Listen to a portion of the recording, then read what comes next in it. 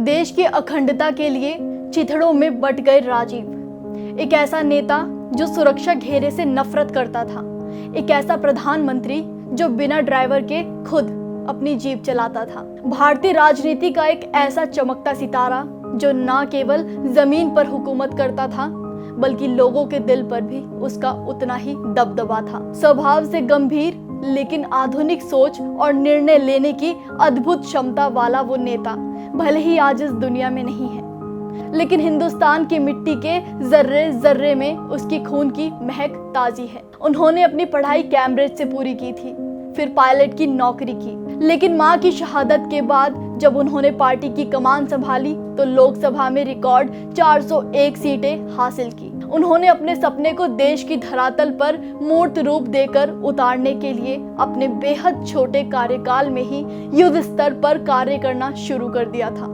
अपने खुले मंचों से उस नेता ने 21वीं सदी के आधुनिक विकसित भारत के निर्माण के लिए समर्थन हासिल किया था और जब सत्ता हाथ आई तो अपने सपने को साकार करने के लिए देश में कई क्षेत्रों में नई पहल की, जिनमें संचार क्रांति और कंप्यूटर क्रांति, शिक्षा का प्रसार, 18 साल के युवाओं का मताधिकार, पंचायती राज आदि शामिल है।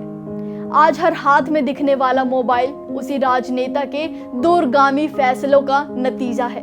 उन्होंने ही कभी कहा था, सरकार 1 रुपया भेजती है, लोगों तक 15 पैसे पहुंचते हैं। इस भाषण में उन्होंने भ्रष्टाचार का जिक्र किया था और ये भी कहा था, भ्रष्टाचार ग्रास रूट लेवल पर है जिसे दिल्ली से बैठकर दूर नहीं किया जा सकता।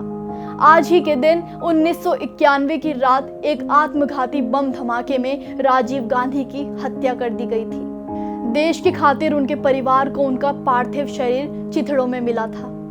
वो बस कांग्रेस के नेता नहीं थे, वो 70 करोड़ भारतीयों के नेता थे। उनकी एक पहल के कारण अटल जी को जीवन दान मिला था।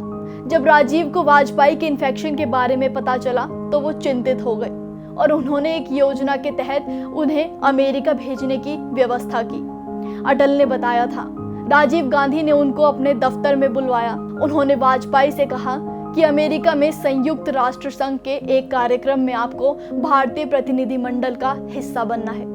उसके बाद राजीव ने कहा कि आप न्यूयॉर्क जाएंगे तो मुझे अच्छा लगेगा।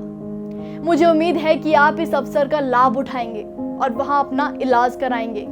मैंने विदेश विभाग के अधिकारियों को बता दिया है और वे आपका इलाज कराकर ही भारत लौटेंगे। राजीव की इस अपनेपन से भरे व्यवहार से अटल जी भावुक हो गए थे।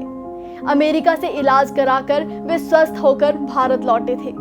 ऐसे कई किस्से हैं जो बताते हैं कि राजीव कितने महान थे। वो राजीव ही थे जिनके नेतृत्व में हमने चीन से बिना युद्ध लड़े उसे पीछे धकेला था। नेफा और अक्साई चीन विवाद में राजीव ने Mi-26 हेलीकॉप्टर भेजकर जवानों को नामकाचू तक पहुंचा दिया। उत्तरी सिक्किम में T-72 टैंक उतारकर चीनियों को वापस पीछे भेज दिया। राजीव की वजह से ही भारत को उगते हुए सूर्य प्रदेश मिला। राजीव ने नेफा का नाम अरुणाचल रखा। अरुणाचल प्रदेश का बनना विश्व इतिहास की बड़ी कूटनीतिक जीतों में से एक है। आज राजीव की पुण्यतिथि है। अपने राजनीतिक कार्यकाल में देश को तकनीक और वैश्विक बुलंदियों तक पहुंचाने वाले शहीद राजीव गांधी को हमेशा याद किया जाएगा।